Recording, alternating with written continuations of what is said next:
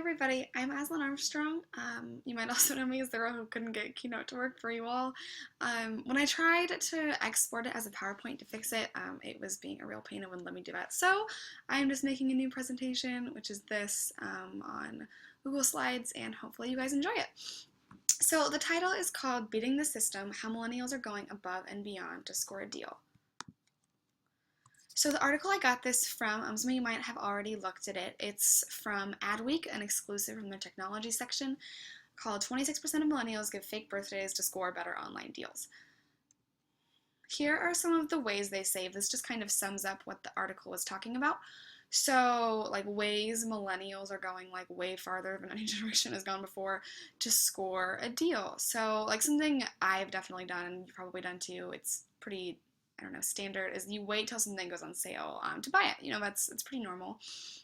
Something that's a little less normal is, let's see, 22% of millennials have consultants to manage their frequent flyer miles, just to make sure they get the max deal out of that. They give fake birthdays to line up with when they want their discount. And then things that I thought really applied to us for how we look at our data. When they're going to search for something, they'll clear their Google search history when they're looking to buy a plane ticket. That way they can't see that they've been searching already, and that way they can get the best price. Or they'll intentionally abandon their shopping cart in hopes of the website seeing that and be like, oh, why did they leave? Let's send them a discount. Oops. So how does this relate to digital insights and analytics? This is just kind of an example I'm going to use. This is a paragraph from Google Analytics' website, their help area, which is why is digital insights and analytics important. So I'll just read this for you really quick. There are key actions on any website or mobile application that tie back to a business's objective. The actions can indicate an objective, like a purchase on an e-commerce site, has been fully met. These are macro conversions. Some of the actions on a site might also be behavioral indicators that a customer hasn't fully reached your main objectives but is coming closer, like in the e-commerce example, signing up to receive an email coupon or a new product notification. These are micro conversions. It's important to measure both micro and macro conversions so that you are equipped with more behavioral data to understand what experiences help drive the right outcomes for your site.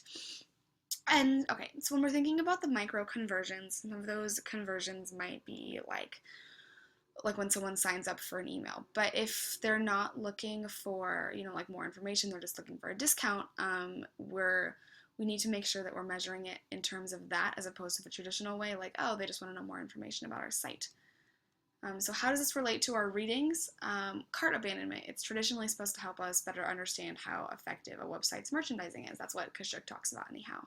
But what happens when cart abandonment is instead just someone leaving to get a discount and there's been absolutely nothing wrong with the site the whole time?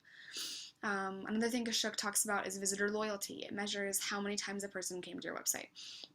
But can we trust visitor loyalty data if the browser has been wiped free of cookies? And so it might be someone who's been to our website many times, but we don't know that because it appears like they're a new person.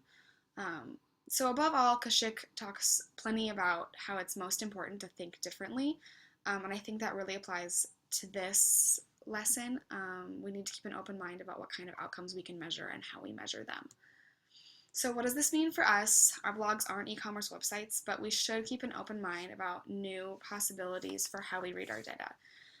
Web analytics is definitely an evolving field, and there are and will continue to be new possibilities for how we read our data. And so again, I encourage you guys and myself to think differently about how we read things and just to keep an open mind. So the questions I have for you: how far would you go or have you gone with online manipulation to get the best deal? And at what point for you is it not worth it anymore? And then the other question, especially if this manipulation is a growing trend, how do you think this will impact the way analysts look at data? Here are my sources, but thank you guys so much for watching this and bearing with me for the timing issues. Anyhow, enjoy the rest of your day. I look forward to reading your responses.